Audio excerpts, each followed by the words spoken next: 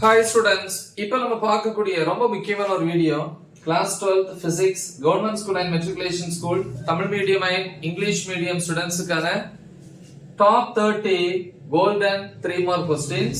So இது வந்து for average students public exam 2025 க்கு நம்ம 18 marks கண்டிப்பா எடுத்துடலாம். 6 3 marks அட்டெண்ட் பண்ணலாம் including compulsory problem. அப்ப 18 க்கு 18 marks. டாப்பர்ஸ் வந்து பாத்தீங்கன்னா உங்களுக்கு ஆல்ரெடி வந்து நம்ம 70 க்கு 70 மார்க்ஸ் வீடியோ அப்லோட் பண்ணிருக்கோம் பிசிக்ஸ்க்கு. அந்த வீடியோவோட லிங்க் இந்த வீடியோ டிஸ்கிரிப்ஷன்ல இருக்கும். சோ அதை கிளிக் பண்ணி பாருங்க. அது ப்ரிப்பேர் பண்ணா போதும். இல்ல நாங்களும் வந்து இதுதான் ஃபாலோ பண்றோம் அப்படின்னா நோ ப்ராப்ளம். நான் ஏற்கனவே வந்து டாப் 52 மார்க்ஸ் வீடியோ அப்லோட் பண்ணியிருப்பேன். ஆவரேஜ் ஸ்டூடண்ட்ஸ்க்கு அது ஓகே, டாப்பர்ஸ்க்கு இது ஓகே. அதே மாதிரி இப்ப நம்ம போடக்கூடியது டாப் என்னது 33 மார்க்ஸ். ஆல்ரெடி 5 மார்க்ஸ் போட்டோம். Top 25 5 marks. சோ இந்த மூணு ப்ரிப்பேர் பண்ணா கண்டிப்பா 70/70 மார்க்ஸ் வந்து ஸ்கோர் பண்ணலாம். சரியா? சோ அப்ப இது அல்லது இது நீங்க யூஸ் பண்ணிக்கலாம். ரொம்ப முக்கியம், கரெக்டா ஃபாலோ பண்ணுங்க. சரியா? ஓகே, சோ அந்த வீடியோஸோட லிங்க் எல்லாமே வந்து இந்த வீடியோ டிஸ்கிரிப்ஷன்ல இருக்கும். நீங்க கிளிக் பண்ணி கரெக்டா ப்ரிப்பேர் பண்ணுங்க. சரி, இப்போ நம்ம இந்த டாப் 33 மார்க்ஸ் என்னென்ன அப்படிங்கறத பார்ப்போம். இங்கிலீஷ்லயும் பார்ப்போம், தமிழ்லயும் பார்ப்போம். ஃபர்ஸ்ட் யூனிட் 1 பொறுத்த வரைக்கும் ஒவ்வொரு யூனிட்லயும் வந்து ரொம்ப கம்மியான ப்ராப்ளம்ஸ் தான் சூஸ் பண்ணிருப்போம். சில யூனிட்ல கொடுத்துருக்க மாட்டோம், சில யூனிட்ல இருக்கும். அந்த ப்ராப்ளம்ஸ் வந்து கம்பல்சரிக்கு கண்டிப்பா பாருங்க. உங்களுக்கு 5 3 மார்க்ஸ் போதும் அப்படின்னா ப்ராப்ளம் தேவையில்லை. ஆனா 6 3 மார்க்ஸ் நீங்க அட்டெண்ட் பண்ணணும்னா கண்டிப்பா அந்த ப்ராப்ளம் பார்க்கணும். ரொம்ப கம்மி தான் இருக்கும், ஒரு 10 ப்ராப்ளத்துக்குள்ளதான் இருக்கு எல்லாம் சேர்த்து. ஓகே, இந்த யூனிட் 1க்கு பார்ப்போம். ஃபர்ஸ்ட் क्वेश्चन என்ன, ஷார்ட்டா தான் சொல்றேன். Capacitance of a parallel plate capacitor. தமிழ்ல இணைத்தட்டு மின்தேக்கியின் மின்தேக்கு திறன். ஓகே.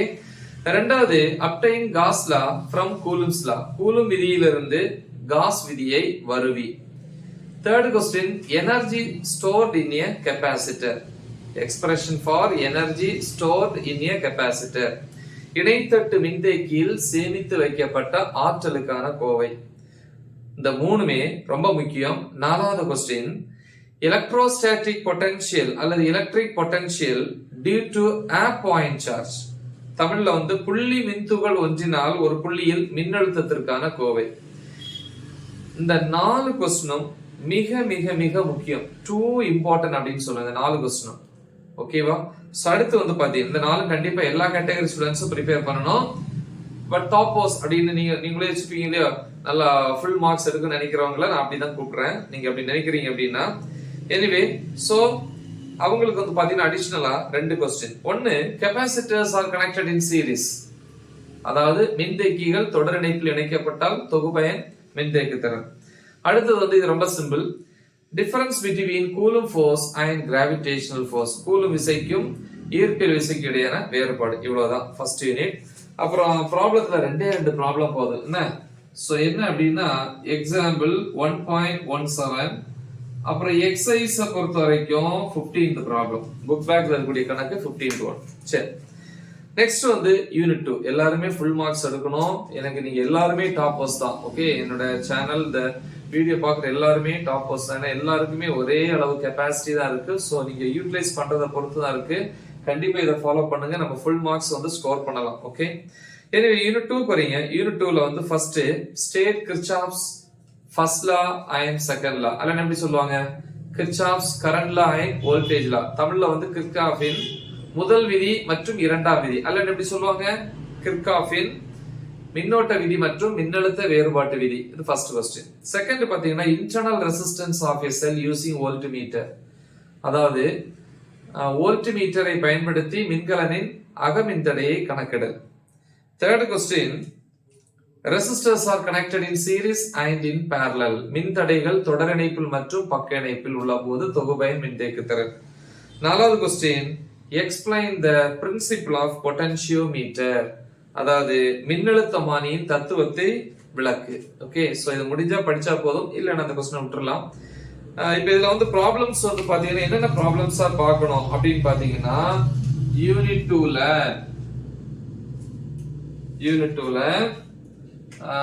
எக்ஸாம்பிள் 2.3, 2.6, 2.10, 2.11. இது எல்லாமே அடிக்கடி கேட்கக்கூடியது. எக்ஸாம்னா எடுத்துக்காட்டு. நல்லா நினைச்சுக்கோங்க. 2 மார்க்ஸ்லயும் சில ப்ராப்ளம்ஸ் கொடுத்திருப்பேன். இதுலயும் சில ப்ராப்ளம்ஸ் இருக்கும் கொடுத்திருக்கேன். இதுலயும் இப்ப நம்ம சில ப்ராப்ளம்ஸ் கொடுத்திருக்கிறோம். 2 மார்க் 3 மார்க் இருக்குல்ல, சில நேரங்கள்ல 3 மார்க்க பிடிச்சு 2 மார்க்ல கேட்பாங்க. 2 மார்க்ல இருக்கிறத 3 மார்க்ல கேட்பாங்க.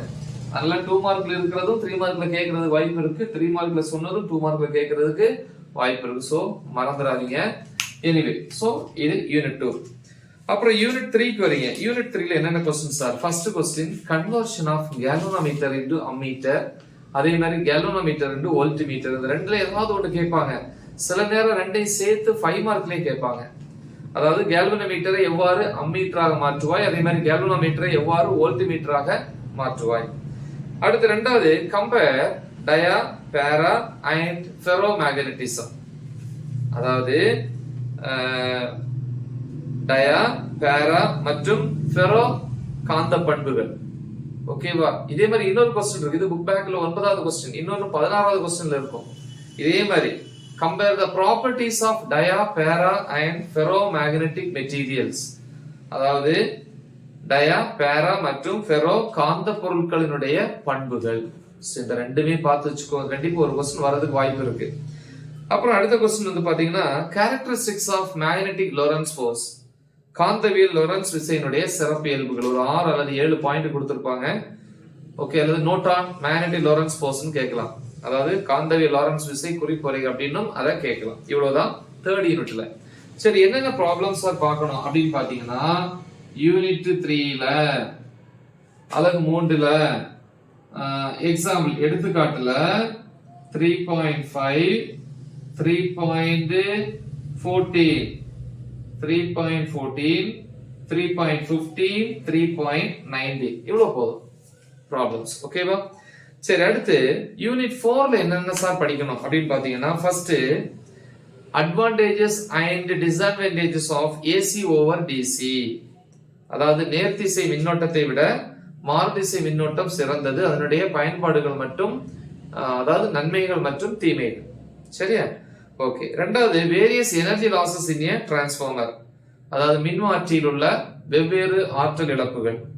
மூணாவது EMF induced by changing the area enclosed by the coil, அதாவது சுருள் உள்ளடங்கிய பரப்பை மாற்றுவதன் மூலம் மின்னியக்கு விசையை தூண்டல்.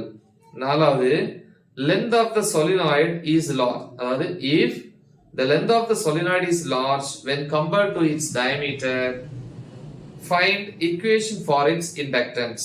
தமிழ்ல வந்து பாத்தீங்க அப்படின்னா solenoid அப்படின்னா வரிச்சுருள். ஒரு நீண்ட வரிச்சுருளுடைய நீளம்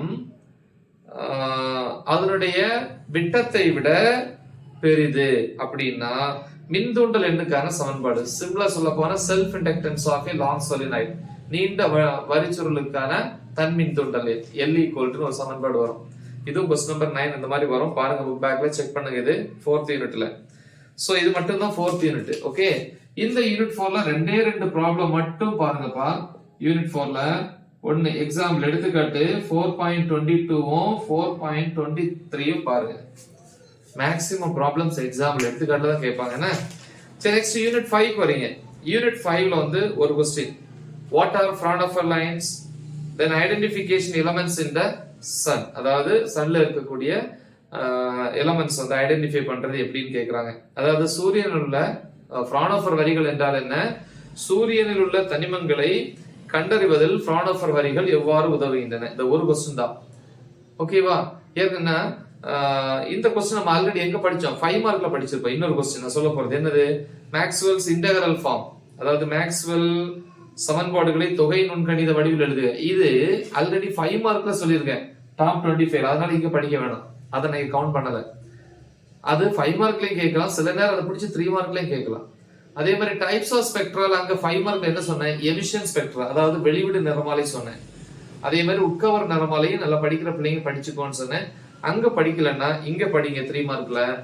எக்ஸ்பிளைன் அப்சார்ப்ஷன் ஸ்பெக்ட்ரா, அதாவது உட்கவர் நிறமாலையை விளக்குக. அப்படி 2 क्वेश्चन. சம் இல்ல கொடுக்கல. அடுத்து யூனிட் 6 பொறுத்த வரைக்கும் first question, relation between F and R, F மற்றும் R க்கு இடையான தொடர்பு. ரெண்டாவது what is optical path, expression for optical path, ஒளிப்பாதை என்றால் என்ன, ஒளிப்பாதைக்கான சமன்பாடை வருவி. மூணாவது what is apparent depth, what is mean by apparent depth, expression for apparent depth, அதாவது தோற்ற ஆழம் என்றால் என்ன, தோற்ற ஆழத்திற்கான கோவையை வருவி. சோ மூணே क्वेश्चन தான் யூனிட் 6ல வந்து ப்ரிப்பேர் பண்ண போறீங்க. யூனிட் 6ல வந்து ஒரே ஒரு சம், யூனிட் 6 பொறுத்த வரைக்கும் ஒரே ஒரு சம், எடுத்துக்காட்டு எக்ஸாம்பிள் 6.6. ஓகேவா? சரி, அப்புறம் யூனிட் 7 வரும், அதுக்கு 3 क्वेश्चन போதும். ஒன்னு டிஃபரன்ஷியேட் இன்டர்ஃபரன்ஸ் அண்ட் டிஃப்ராக்ஷன், அதாவது குறுக்கீட்டு விளைவு மற்றும் விளிம்பு விளைவு வேறுபடுத்துக. ரெண்டாவது யூசஸ் ஆஃப் போலராய்ட்ஸ், போலராய்டினுடைய பயன்கள். மூணாவது state and prove Brewster's law, Brewster விதியை கூறி நிரூபி. சரியா? சில பிள்ளைங்க வந்து நாங்க இன்னும் 2 क्वेश्चन படிக்கணும்னு ஆசைப்படுறோம் அப்படின்னு பாத்தீங்கன்னா நீங்க வந்து 2 क्वेश्चन சூஸ் பண்ணலாம். ஒன்னு நைக்கல் பிரிசம், நைக்கல் பட்டகம்னு சொல்லுவோம். ரெண்டாவது வந்து பாத்தீங்கன்னா பைல் ஆஃப் பிளேட்ஸ். ஓகேவா? அதாவது பைல் ஆஃப் பிளேட்ஸ்னா தமிழ்ல தட்டடுக்குன்னு சொல்லுவாங்க. இன்னொரு क्वेश्चन பாத்தீங்கன்னா Melas, state and prove Melas law, Melas விதியை கூறி நிரூபி. ஃபுல்லா உங்களால எழுத முடியாட்டாலும் பரவாயில்ல, 2 மார்க் கேட்டகரிக்காவது மேலஸ் லா மட்டும், மேலஸ் விதியை மட்டும் படிச்சு வச்சுக்கோங்க. சோ அந்த யூனிட் 7ல வந்து ஒரே ஒரு கணக்கு பாருங்க போதும். யூனிட் 7ல 3 மார்க் கேட்டகரியில எடுத்துக்காட்டு எக்ஸாம்பிள் 7.3. ஓகே, சோ கொஞ்சம் நல்லா படிக்கிற பிள்ளைங்க முடிஞ்சா 7.1ஐயும் பாருங்க. 1, 7.2 இதெல்லாம் அடிக்கடி கேட்கறது தான், இதெல்லாம் ரிப்பீட்டட், அடிக்கடி கேட்கக்கூடியது. முடிஞ்ச பிள்ளைங்க அதை ப்ரிப்பேர் பண்ணுங்க. இல்லைன்னா நீங்க இதை மட்டும் பார்த்தா போதும். பட் நல்லா படிக்கிற பிள்ளைங்க, ஃபுல் மார்க்ஸ் எடுக்க நினைக்கிற பிள்ளைங்க இந்த ரெண்டையும் சேர்த்து பாத்தீங்கன்னா பெட்டர், நமக்கு டைம் நிறைய இருக்கு.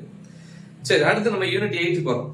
First question, de Broglie wavelength of an electron, expression for de Broglie wavelength of an electron, எலக்ட்ரானின் de Broglie அலைநீளத்திற்கான கோவை. இரண்டாவது question, characteristics of photons, போட்டான்களின் சிறப்பியல்புகள். Third question, laws of photoelectric effect அல்லது photoelectric emission. ஒரு 4 point இருக்கு இல்லையா, அதாவது ஒளிமின் விளைவின் விதிகள் அல்லது ஒளிமின் உமிழ்தலின் விதிகள் அப்படின்னு கேட்கலாம். நாலாவது வந்து பாத்தீங்கன்னா ஒர்க்கிங் ஆஃப் போட்டோ எமிசிவ் செல், ஒளி உமிழ் மின்கலன், அதனுடைய செயல்பாடு மற்றும் அதனுடைய அப்ளிகேஷன்ஸ், பயன்பாடுகள். லாஸ்டா இந்த கொஸ்டின் முடிஞ்சா மட்டும் ப்ரிப்பேர் பண்ணுங்க, இல்லைன்னா அது விட்டுறலாம். என்ன கொஸ்டின் அப்படின்னா கேரக்டரிஸ்டிக் எக்ஸ்ரே ஸ்பெக்ட்ரா, சிறப்பு எக்ஸ் கதிர் நிறமாலை, இல்ல அதை விட்டுறலாம். ஓகே, மற்றதுல இருந்து நமக்கு கிடைச்சிடும், பிரச்சனை இல்லை. சரி, அப்புறம் வந்து அதுல சம் ஏதாவது பார்க்கணுமா சார் அப்படின்னு பாத்தீங்கன்னா யூனிட் 8ல 3 சம். யூனிட் 8 பொறுத்த வரைக்கும் எக்ஸசைஸ்னா புக்கு பின்னாடி புக் பேக்ல பயிற்சி கணக்குல 1, 8, 9 வந்து ப்ரிப்பேர் பண்ணுங்க. ஏற்கனவே வந்து நம்ம 2 மார்க்ஸ்ல கொடுத்துருக்கோம். ஸோ 1 or 2 ப்ராப்ளம்ஸ் அதை பார்த்துக்கோங்க. 2 மார்க் இதே மாதிரி வந்து 3 மார்க் கேட்டகரி. சரி, ஸோ அடுத்து யூனிட் 9 பொறுத்த வரைக்கும் பார்ப்போம். யூனிட் 9 ஃபர்ஸ்ட் கொஸ்டின், இந்த பைண்டிங் எனர்ஜி கர்வ் ஒன்று கொடுத்துருப்பாங்க, அதாவது சராசரி பிணைப்பாற்றல் வரைகோடு. அது முடியல அப்படின்னா விட்டுருங்க. பட் நல்லா படிக்கிற பிள்ளைங்க முடிஞ்சா ப்ரிப்பேர் பண்ணுங்க, அப்படி இல்லைன்னா விட்டுலாம், நம்ம வேற சாய்ஸ் எடுத்துக்கலாம். ஓகே, சரி, அப்ப அதை விட்டுட்டீங்கன்னா அடுத்த கொஸ்டின் என்ன, ப்ராப்பர்ட்டிஸ் ஆஃப் கேத்தோட் ரேஸ். கண்டிப்பா படிக்கணும், கேத்தோட் கதிர்களினுடைய பண்புகள், கொஸ்டின் 1. ரெண்டாவது note on radio carbon dating, radio carbon வயது கணக்கீடு, குறிப்புரைக. மூணாவது explain beta decay with example, beta சிதைவை எடுத்துக்காட்டுடன் விவரி. இந்த 3 கொஸ்டின் யூனிட் 9 பொறுத்த வரைக்கும்.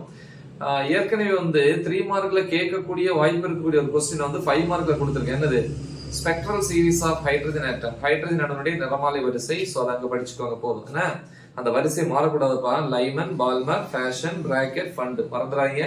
மாத்தி எழுதினீங்கன்னா மார்க் போயிடும். சரி, ஓகே. இதுல என்ன சார் படிக்கணும் அப்படின்னு பாத்தீங்கன்னா யூனிட் 9 பொறுத்த வரைக்கும் ப்ராப்ளம்ஸ் வந்து எக்ஸாம்பிள் எடுத்துக்காட்டுல 9.2 9.15 எக்ஸசைஸ் புக்கு பின்னாடி இருக்கு இல்லையா, பயிற்சி கணக்கு எக்ஸசைஸ் ப்ராப்ளம், அதுல 6th ப்ராப்ளம். ஓகேவா? சரி, அப்ப என்னென்ன கொஸ்டின் சொன்னேன்? 1 properties of cathode rays, cathode கதிர்களுடைய பண்புகள். ரெண்டாவது என்ன சொன்னேன், ரேடியோ கார்பன் டேட்டிங்கோட ஷார்ட் நோட், அதாவது ரேடியோ கார்பன் வயது கணக்கீடு குறிப்புரைக. மூணாவது என்ன சொன்னேன், explain beta decay with example, beta சிதைவை எடுத்துக்காட்டுடன் விவரி. மறந்துடாதீங்க. சோ யூனிட் 10 வரீங்க. ஓகேவா? 10வது யூனிட். நம்ம யூனிட் 11 எடுக்கலாம், யூனிட் 10 தான். என்ன அப்படின்னு பாத்தீங்கன்னா இது NPN டிரான்சிஸ்டர். அந்த NPN டிரான்சிஸ்டர்ல அந்த டயக்ராம் இருக்கும், குறியீட்டு படம். என்னெல்லாம் இருக்கும் அப்படின்னா டிரான்சிஸ்டர்ல 3 இதா பிரிச்சிருப்பாங்க. காமன் பேஸ் மோட், பொது அடிவாய், காமன் கலெக்டர், பொது ஏற்பான், காமன் எமிட்டர், பொது உமிழ்ப்பான். சோ இப்படி 3 டயக்ராம் கொடுத்திருக்கோம், 3 படம் இருக்கும். இதுல 3ல ஏதாவது ஒண்ணு கேட்கலாம். முன்னாடி கேட்டுட்டு இருந்தாங்க, இப்ப கேட்கறது இல்ல. பட் அதுல ஒண்ணு கேட்கறதுக்கு வாய்ப்பு இருக்கு. சோ அதை வந்து பாத்துக்கோங்க. ரெண்டாவது, what is mean by Zener diode and give its applications. Zener diode என்றால் என்ன, அதன் பயன்பாடுகள் தருக. இவ்வளவுதான். ஏற்கனவே half wave rectifier, அரை அலை திருத்தி 5 மார்க்ல சொல்லிட்டோம். அதனால இங்க நீங்க படிக்கணும் இல்ல, அங்க படிக்கலன்னா இங்க படிச்சிடணும். அந்த டாப் 25ல நீங்க படிக்கலன்னா இங்க படிச்சிடணும். ஓகே. சோ ப்ராப்ளம்ஸ் பாத்தீங்கன்னா இந்த யூனிட் 10 பொறுத்த வரைக்கும், யூனிட் 10 பொறுத்த வரைக்கும் எக்ஸாம்பிள் எடுத்துக்காட்டு வந்து பாத்தீங்கன்னா 10.6 10.7 எக்ஸசைஸ், அதாவது பயிற்சி கணக்குகளை பொறுத்த வரைக்கும் புக் பேக்ல 1 10 வந்து ப்ரிப்பேர் பண்ணுங்க. ஓகேவா? சில புக்ல வந்து 9 வரைக்கும் தான் இருந்துச்சுன்னா 9th ப்ராப்ளம், 10 வரைக்கும் இருந்துச்சுன்னா 10th ப்ராப்ளம். சில எடிஷன் மாதிரி இருக்கும். ஓகேவா? சோ இவ்வளவுதான். 11th யூனிட் தேவையில்லை. பட் முடிஞ்சா ஒரு क्वेश्चन படிக்கலாம். Advantages and disadvantages of what robots அப்படின்னு இருக்கும் இல்லையா? சோ அதை வந்து பாத்துக்கோங்க, இல்லைன்னா அதை விட்டுறலாம். ஓகே. சோ இவ்வளவு क्वेश्चंस மட்டும் நீங்க தெளிவா ப்ரிப்பேர் பண்ணா போதும்.